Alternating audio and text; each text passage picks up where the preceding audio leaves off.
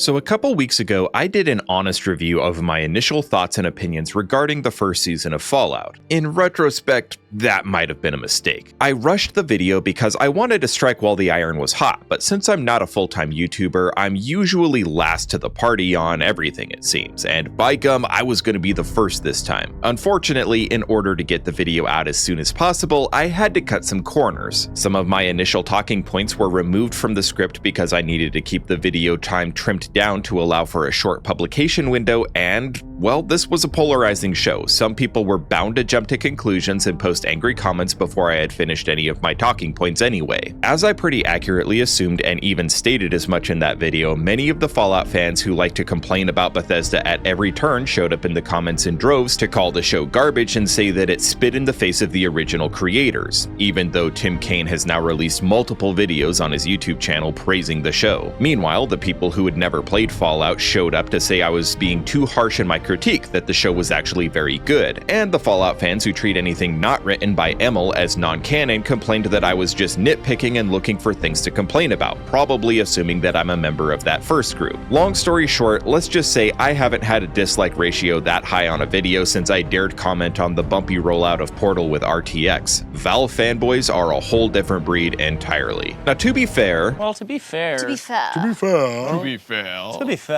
some of this feedback is not exactly unwarranted. I did write my script after a single watching, and I didn't have the luxury of time to button it up to the same degree that I normally do. Not that I probably would have or even could have noticed the direction that my video was taking, but I do want to address some impressions that I may have inadvertently offered that didn't properly convey the message I was trying to deliver, or may have been taken out of context, because that never happens on the internet. After all, we were all viewing this show through our own personal filters. Those of us that feel that we've been let down by Bethesda's writing are going to watch this series and related commentary and latch on to every negative thing that we disagree with, while those of us that have known little else in the Fallout space except for Bethesda's admittedly flawed writing and have fallen in love with the franchise anyway, are going to look for all the majesty that a live-action Fallout adaptation can bring. Perhaps a failing of mine, I tried to conceal my personal leanings until the very end, because why make a 28-minute video if people are only going to watch the intro and leave because you already gave away the punchline? My initial opinions were pretty middling. I said I would recommend the show to some and not to others. It really depends on the individual and where they lie in the Fallout fandom political spectrum. Unfortunately, I was doing my best to appeal to all groups of fans and ended up pissing off everyone equally. Well, so much for being the pragmatic peacekeeper. I guess it's time to invest in my small gun skill and revisit Fallout with a vengeance. I've gone in for a second watch, I've read all of your comments, even the really mean ones, and I've watched some of the post-release interviews that the creators have done, which have cleared up a few things. So with all that new information available to me, I'm ready to kind of offer a take two of this, a second impression if you like. Oh, and I'm not gonna bother separating spoilers out into their own sections on this video, so you have been warned.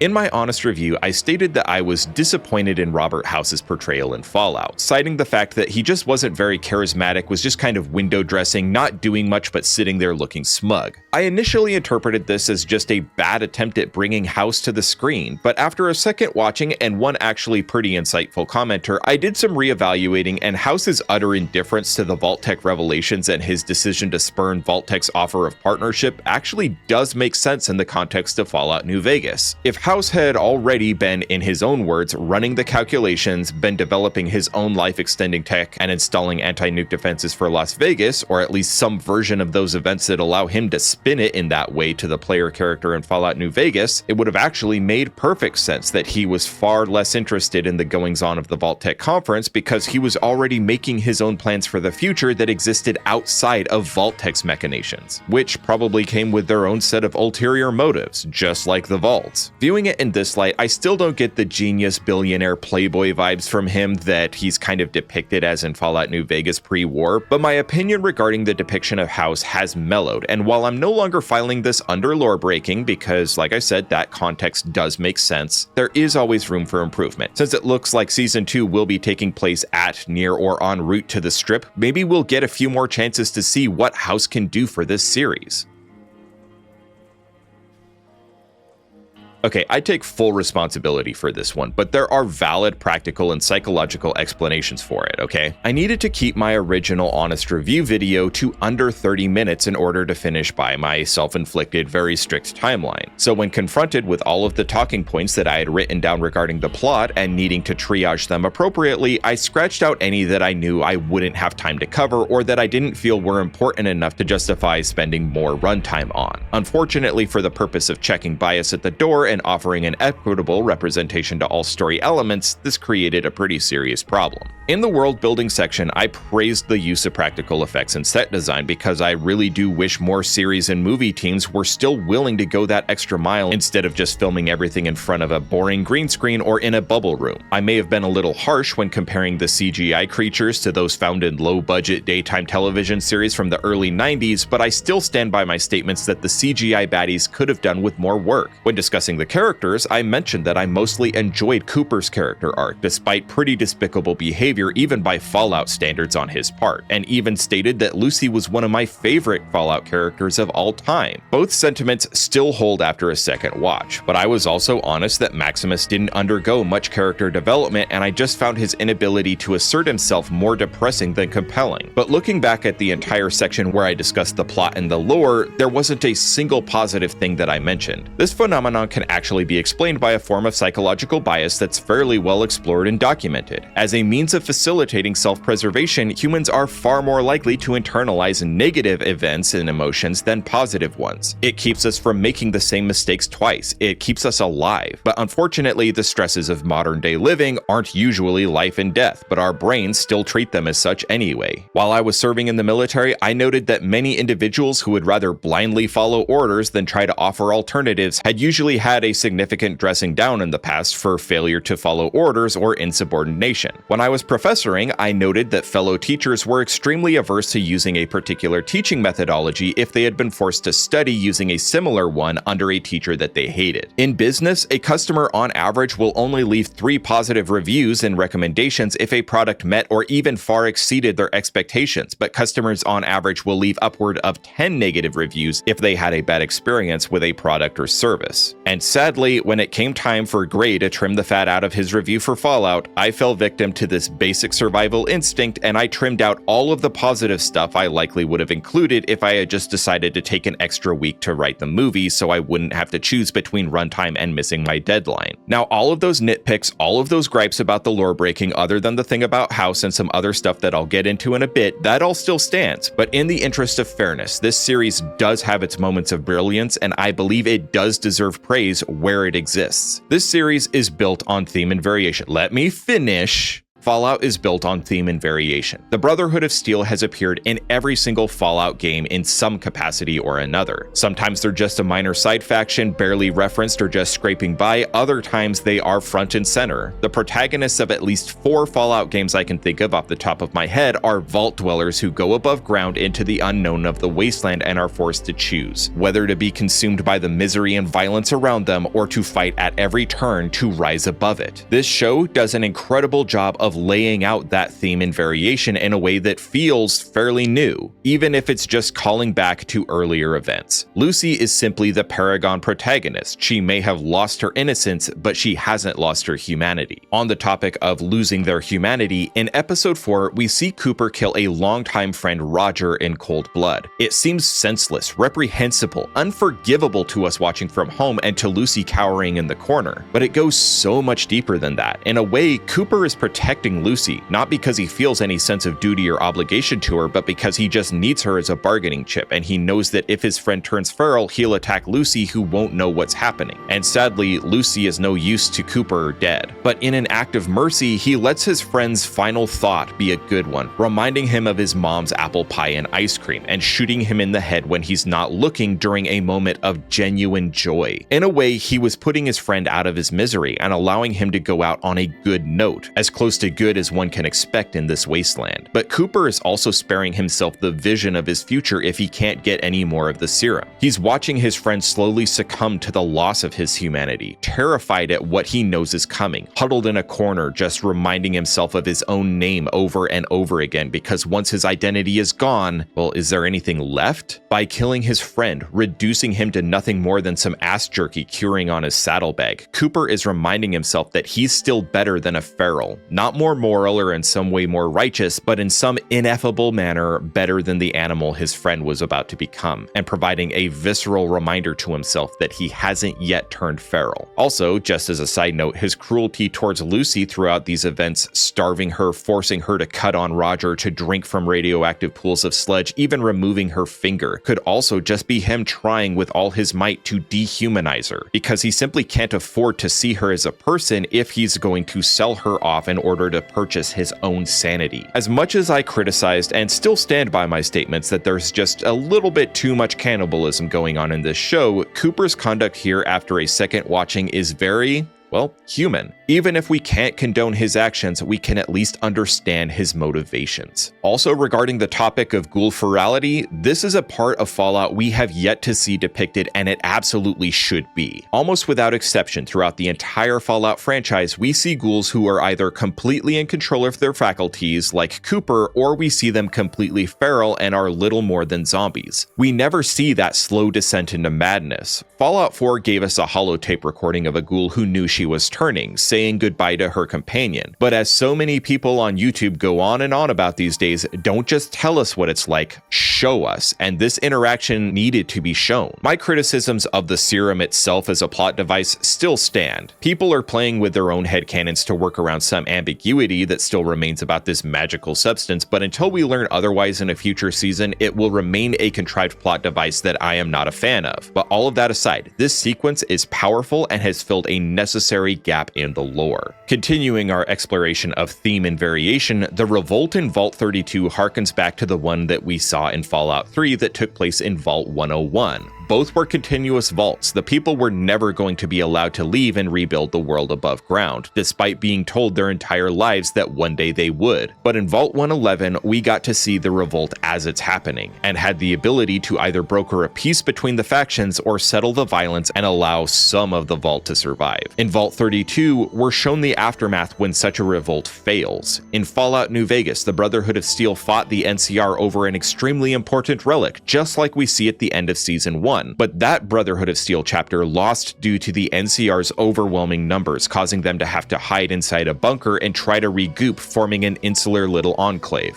Not the faction, the cloistery thingy. The point I'm trying to make is we see the same story play out over and over again. Sometimes it works out for one side, sometimes it doesn't. The Brotherhood's strike against the NCR outpost was inevitable because their missions are just too incompatible with one another, and as I already stated, has already happened in the past. The difference this time around is that this chapter of the Brotherhood of Steel had the numbers and technology to follow through with their plans to keep the NCR from attaining such a powerful piece of technology. On that note, the fall of the NCR was also inevitable. The difference here is that fans are angry because they died in a flash instead of slowly withering away. Before you go on about the date, I'll address that in a minute, but let me just finish this thought first. In New Vegas, the failure of the NCR was already a foregone conclusion. They were desperately trying to expand, taking new territory and moving on before their more recent acquisitions could be completely stabilized. They didn't have the manpower to hold the new territory they had already taken. They didn't have the numbers to deal with Caesar's Legion and defend against Vipers and the Jackals and the Fiends and the Great Khans. They were spread so thin they couldn't even keep control over their own penal work colony, and then they were spread even more thinly trying to contain an army of escaped convicts armed with explosives. The Mojave was bleeding them dry, and even if Caesar's Legion was completely wiped out after the Second Battle of Hoover Dam, they would still have to travel throughout and take the American Southwest, where there just aren't enough resources to justify the expanded need for infrastructure and security. There's sort of a reason that the US was dominated by the colonies that started on the East Coast instead of those started by the Spanish on the West. There's just not a lot of natural resources throughout that region, so development and progress are going to be slow and will likely require heavy imports of resources from other areas rather rather than the NCR trying to export from this region to pay for their expansion. I know that's a bit of an oversimplification, but in this context, the NCR was doomed to fail the instant their mission stopped being the security and stabilization of Shady Sands and started being the rebuilding of America that was. These are just some of the themes that define Fallout. So many people hate the phrase war never changes. And I'm sure they rolled their eyes when it appeared not once, but twice in the first season of this series, but they are being far too literal in their interpretations of this phrase. Of course, warfare changes. Bronze was replaced by iron, chainmail replaced by steel plate, plate armor was defeated by firearms, round balls were replaced with conical bullets, muskets replaced with rifles, single shots by bolt actions, autoloaders, and even automatics. Warfare, that is the manner in which war is fought, will always change and evolve. But war itself is the culmination of selfishness, hatred, and basic indifference to the needs of others on an institutionalized and societal level, and when faced with existential threat, violence will be viewed as the only answer. War Never Changes is a commentary on the human condition of zero-sum games played in a world with limited resources, of our willingness to do what in times of plenty are considered reprehensible acts, but in times of want are necessary to ensure the survival of yourself and those you care about. War Never Changes is the context in which all of Fallout is built around, and the series put on full display all of its horrifying glory. In my honest review, in passing, I said that Fallouts 1 and 2 were painful to play, and some people, actually just one really vocal person in the comments, was taken aback by the fact that a Fallout YouTuber could possibly say something like that. Admittedly, this is a pretty ambiguous statement, and I wanted to clarify what I meant by that. When I say the original games were painful to play, I mean the gameplay is awful by modern standards. This is true of most games that were developed in the 90s, and holds especially true for turn-based RPGs where the outcomes are based off simple RNG rolls. You can be extremely lucky in one encounter or very unlucky, and it has little to do with character builds, the equipment you have, or player strategies / playstyles, and a lot to do with whether your attack rolled a 6 in the background or a 1. Some people are into that sort of thing, complete unpredictability. I personally, and millions like me, are not. Also, movement, object interaction, and character interaction are slow and tedious processes. All of this criticism about how bad it is to play one of these games does not mean that the world building, the lore, or the entire universe built around Fallout 1 are anything short of great. It seems a little silly that people might interpret my statements as a bash against the story and lore that built this entire series, but as I've admitted, I wasn't specific, and the fact that it was interpreted that way was probably my own fault, and I'll own up to it.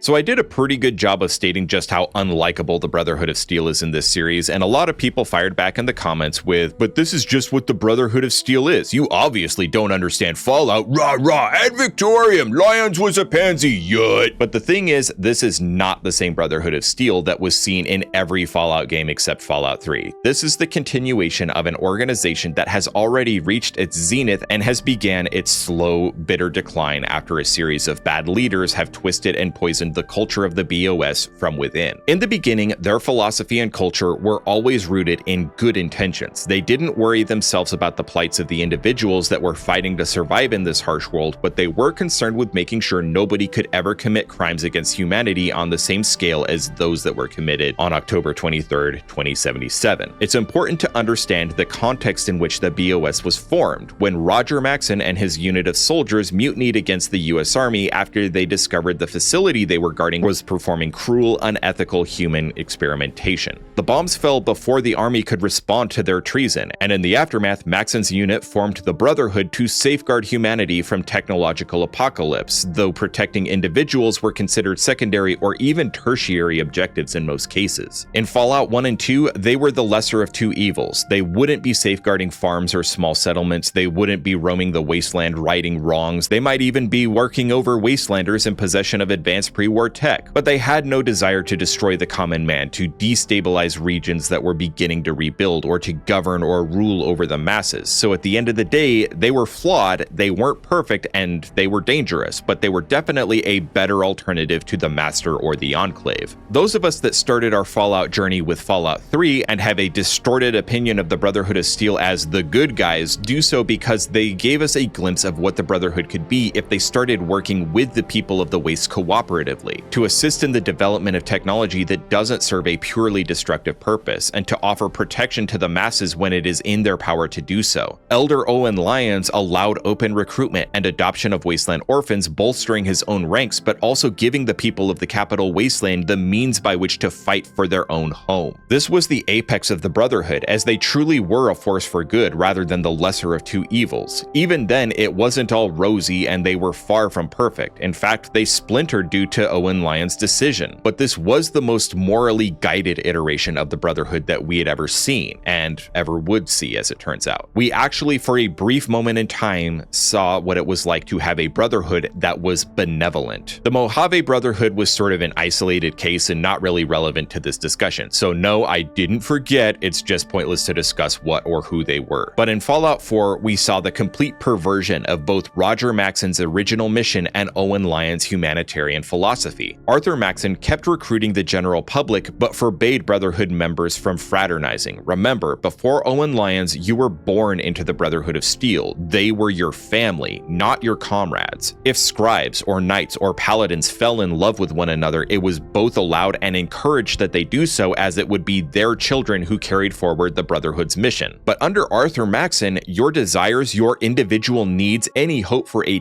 tiny shred of normalcy or a personal life separate from your current assignment is gone. You are a soldier and nothing else, cannon fodder, deathclaw bait. This iteration of the Brotherhood also took the "if I can't have it, no one can" mentality to the absolute extreme. The Institute was filled with technology, research, knowledge that could greatly help the people of the Commonwealth finally start rebuilding, some of which would have been virtually impossible for anyone to weaponize, and as such perfectly fine under Roger Maxon's guiding principles to allow outside the Brotherhood. But Arthur Maxon chose to destroy it, simply because it was either advanced technology or was created using advanced technology. Anything created post-war is now to be feared, hoarded, and failing that, destroyed. In the Fallout series, we see Arthur Maxon's philosophy running its course. Children are told, okay, not necessarily lies, but let's just say their birds and the bees talk is geared towards ensuring the two never commingle, if you know what I mean. Squires who under Arthur Maxon were being thrown into combat situations to, quote, learn how to become soldiers, are now used as cannon fodder and bait to ensure that the heavily armed and armored knights they were assigned to aren't put in harm's way. And apparently, squires who survive their masters are automatically executed for cowardice, I guess? I stand by all of my original statements about how that makes no sense. When the NCR gets their hands on a reactor that once again could make life better for thousands of people and allow once more to begin rebuilding, the Brotherhood launches a massive attack. Even if in its current form, this is not a weapon, although I do concede it could become weaponized at a later date. But suffice it to say, this version of the Brotherhood is a far cry from the one that Roger Maxon founded 219 years ago, or that reached its zenith 19 years earlier under the Lyons Doctrine. It's living on borrowed time, with absolutely no personal liberty, power-hungry leaders scheming in the shadows, more and more cult-like behaviors and tendencies, and knights receiving inordinate amounts of preferential treatment, while all new members are basically being killed off as expendable. This chapter, at least, will not exist in a very short amount of time.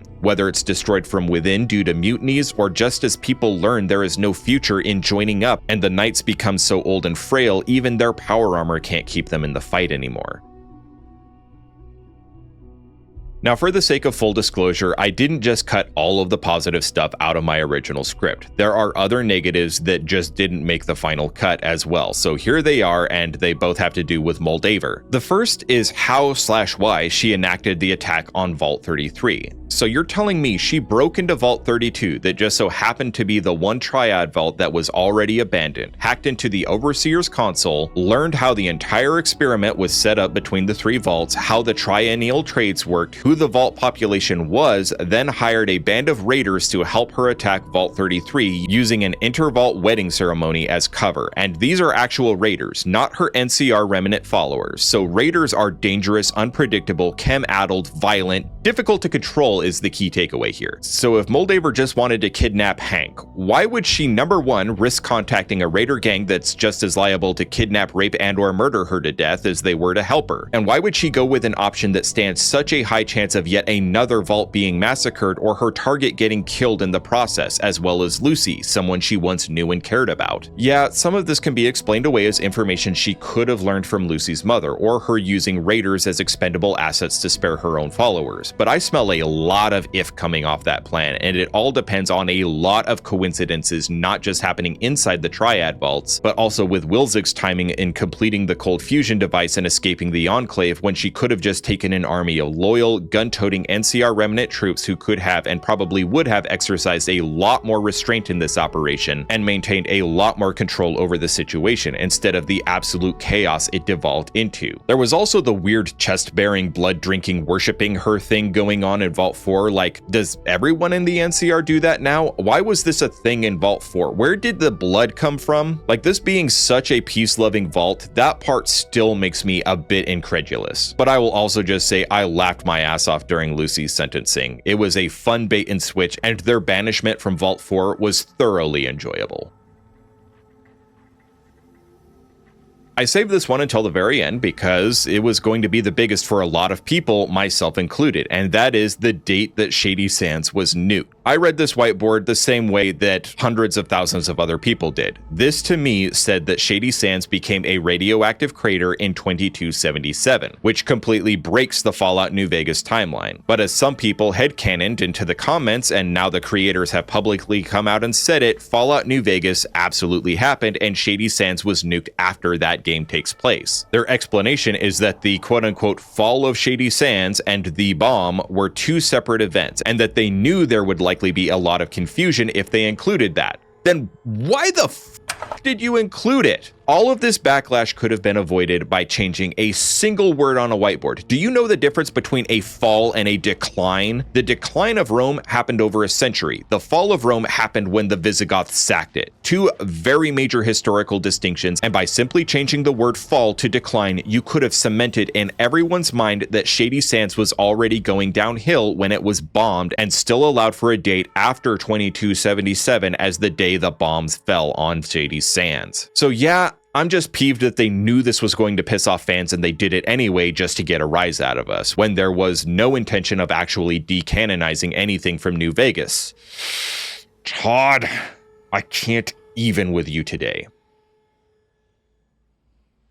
So after all of the news that has come out since the show's release, all the angry comments, a more detailed second watch through, has my initial opinion changed about the show?